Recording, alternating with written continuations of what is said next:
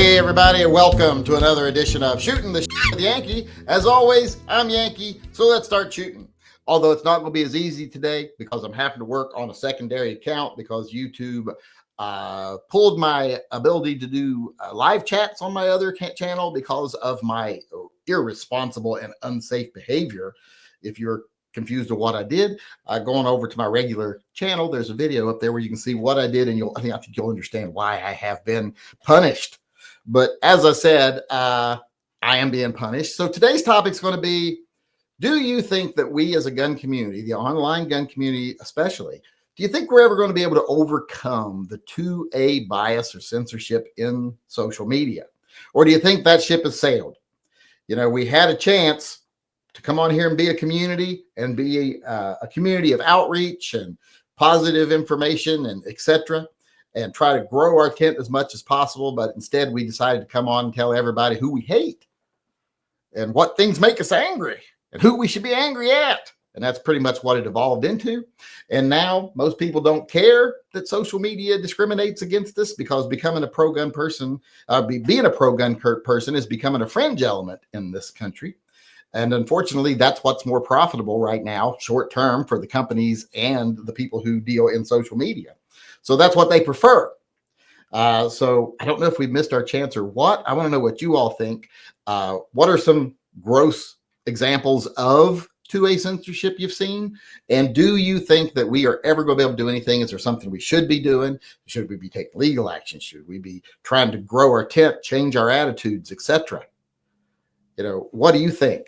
And I've started off already here saying, you know, I think maybe we missed the boat and we decided to go the wrong way on the internet because it was profitable for certain people. And I think it has done so much damage that we're in a situation where we may never win. And as far as filing lawsuits, etc., unfortunately, social media is owned by the top 1% of the 1%. And they have bought enough protections from the government that you basically can't sue them. I mean, YouTube engages in stealing people's money all the time.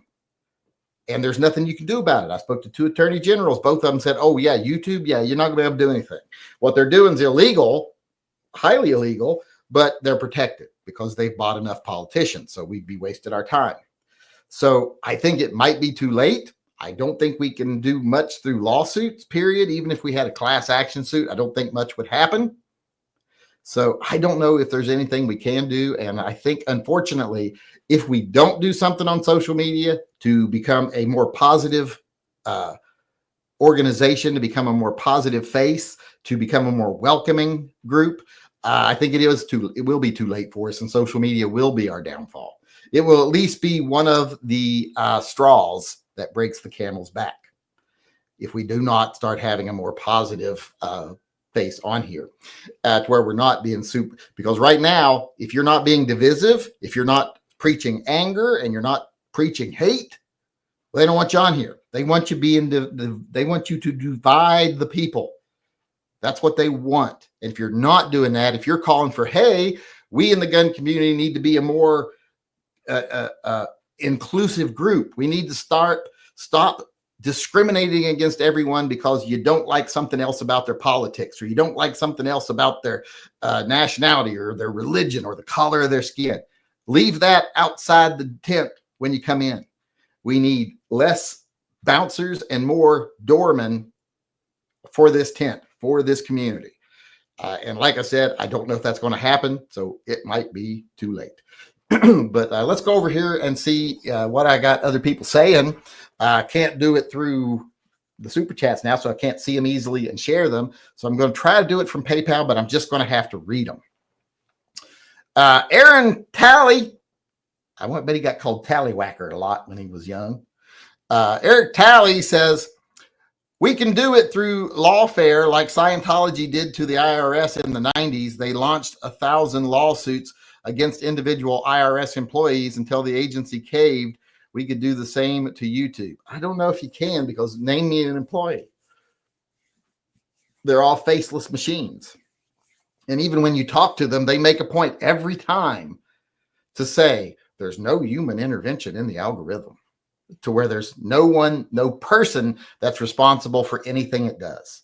That's part of their protections and part of the way they protect themselves.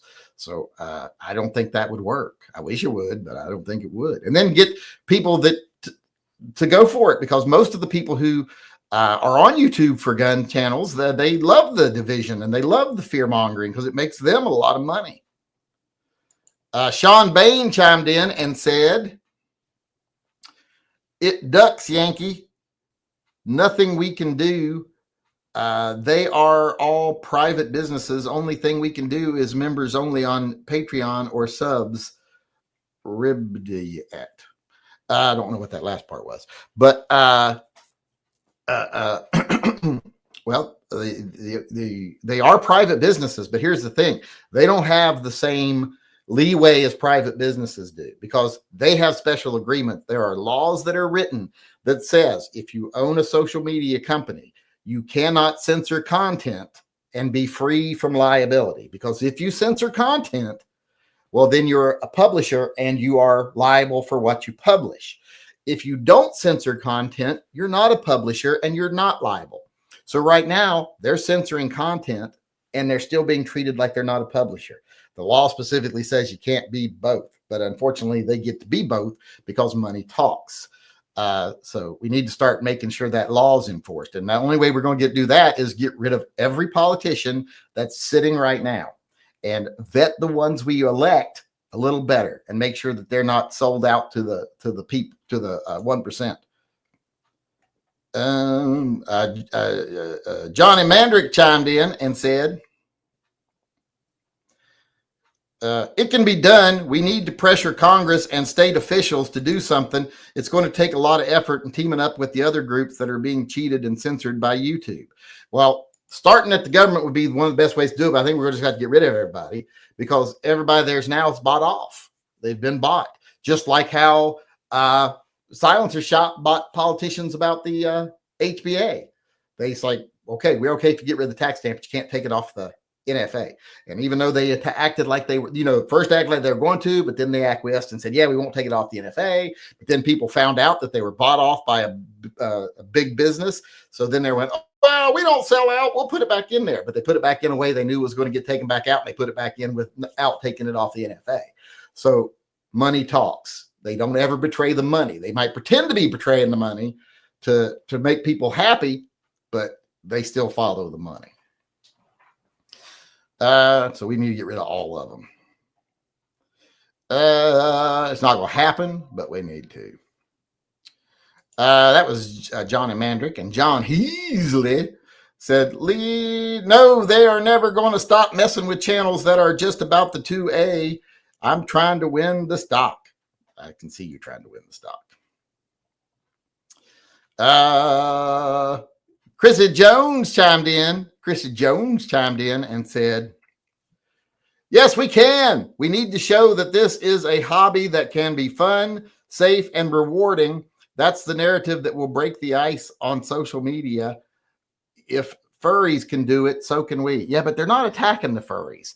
And the 1% that owns the media doesn't have an interest in making sure furries never propagate. In fact, they are fine with furries because it pisses off certain people. So they're happy to have that there. They'll show it just to make people mad. It's like how they blow the whole trans rights things into a big thing, like, oh, everybody wants to be trans. It's less than 1%. It's like a half of 1% that you're dealing with, and they act like this is something affecting the majority of Americans when it just doesn't affect most of us. And if people weren't making big political hay out of it, who would care if a tranny used a public bathroom? I don't think they usually do. I think they go out of their way to avoid using public bathrooms. I know I do, and I got all the right junk.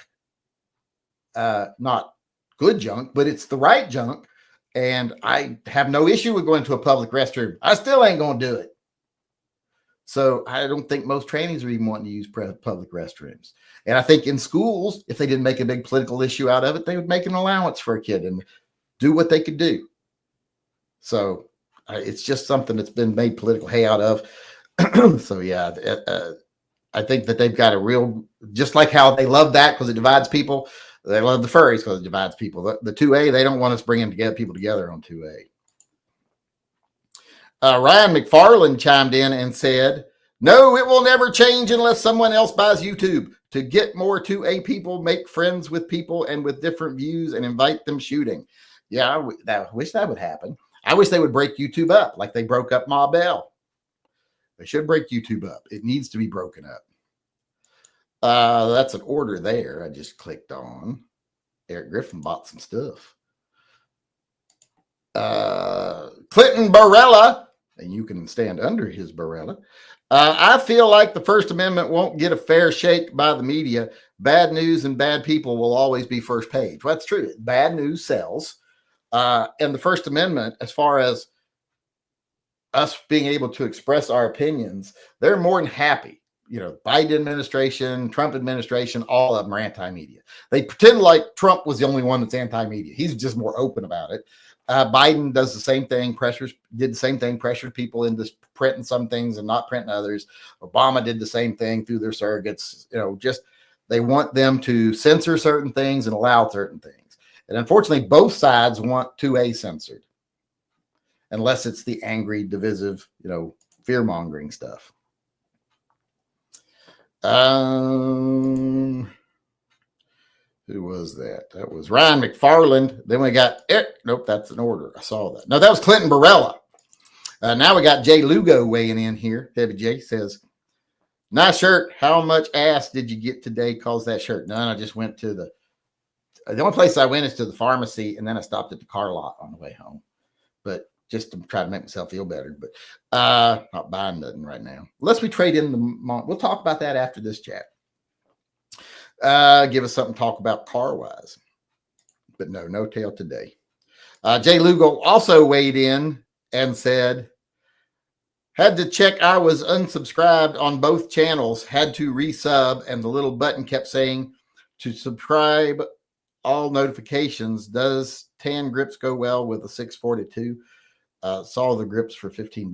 Tan grips. I don't know what you mean by tan, but tan goes with anything. Tan's like, like a little black purse or something, like a little pair of red shoes. It goes with pretty much everything. Just make sure the grips match your purse and your shoes. Otherwise, should be fine. That looks like that's it for people weighing in on today's topic. I want to thank everybody who went to the extra effort to go over to the PayPal link and participate so that I could actually see it and share it. Can't share or see these ones very well. I can see them somewhat, but I got to start wearing my glasses. I don't think I'm going to, but I need to. Especially since I lost my vision in my left eye for a while there. I think I probably need to start using my glasses. I don't know why. Someone just commented on Patreon. What did he say? Paul Rawlerson says, well, you pegged that. Well, I didn't peg nobody. I don't know who said it was me. It wasn't me. I ain't done that in a long time. I ain't been pegged by nobody.